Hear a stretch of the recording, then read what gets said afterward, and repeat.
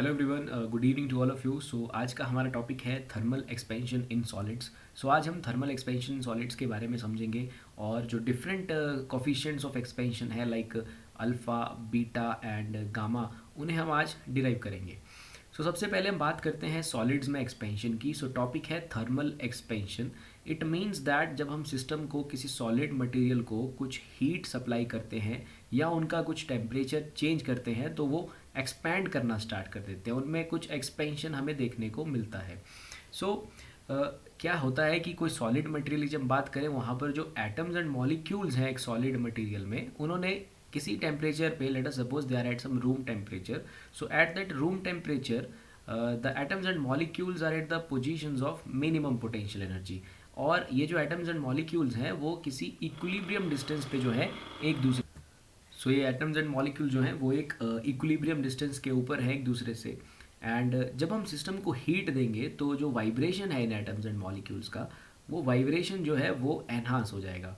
और उसके एनहांसमेंट होने की वजह से जो ओवरऑल इफेक्टिव डिस्टेंस है, जो ओवरऑल इफेक्टिव डिस्टेंस है एटम्स एंड मॉलिक्यूल्स के बीच का, वो बढ़ जाएगा और उसी की वजह से हमें लास्ट में जो है एक्सपेंशन देखने को मिलेगा। तो ये जो एक्सपेंशन है सॉलिड्स में, ये तीन तरह का रहता है। One is the linear expansion and second one is the surface expansion and last one is the volume expansion. तो हम आज इन तीनों एक्सपेंशन को समझेंगे और इनके लिए अल्फ़ा बीटा जो गामा इनके कोफिशिएंट्स हैं उन्हें निकालने की कोशिश करेंगे। सो सबसे पहले हम चलते हैं लीनियर एक्सपेंशन की तरफ। So let us suppose we have a rod. हमारे पास एक रॉड है, जिस रॉड का जो लेंथ है लेट अस सपोज ये कैपिटल एल है।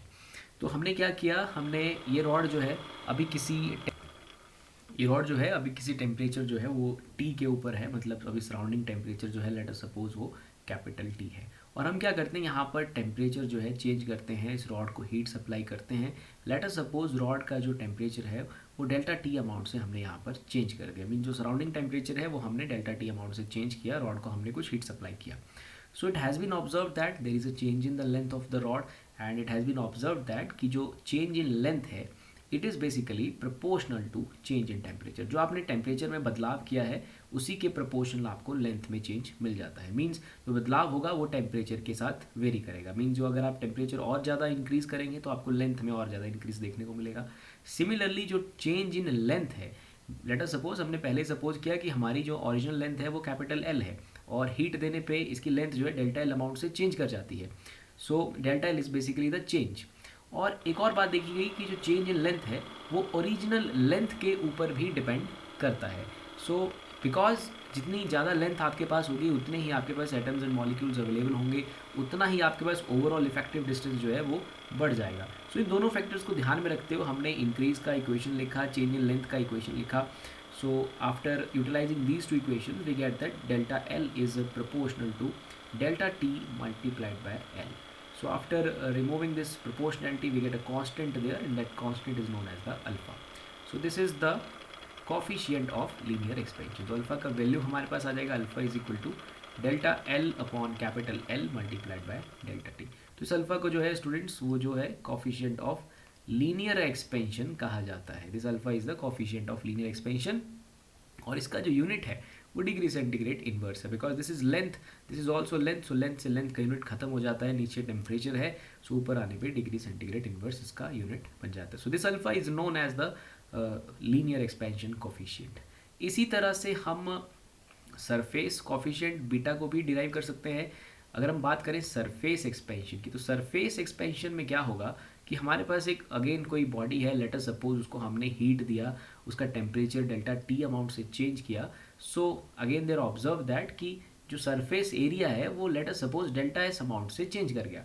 And again that delta S जो चेंज हुआ है सरफेस एरिया में, it is proportional to change in temperature and original surface area. So again removing that proportionality constant, so here we get after coming to the concept here, so proportionality को हटाएंगे, so we get a constant there that is beta delta t multiplied by s. so यहाँ से हम beta भी derive कर लेंगे, so beta is equal to delta s divided by delta t multiplied by s. So here s is the original surface area, delta is the increase in the surface area, delta t is the change in temperature. So this is beta. This beta is known as the coefficient of surface expansion, and इसका जो unit है वो भी degree centigrade inverse ही है। अब हम चलते हैं अपने लास्ट तरह के एक्सपेंशन की तरफ, एंड जो कि है volume expansion.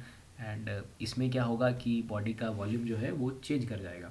So again we take a body, और उस बॉडी को जो है हम हीट सप्लाई करते हैं, और हीट सप्लाई करने पे बॉडी का volume let us suppose delta V amount से चेंज कर जाता है। इसका ओरिजिन वॉल्यूम हमने कैपिटल वी लेके रखा है।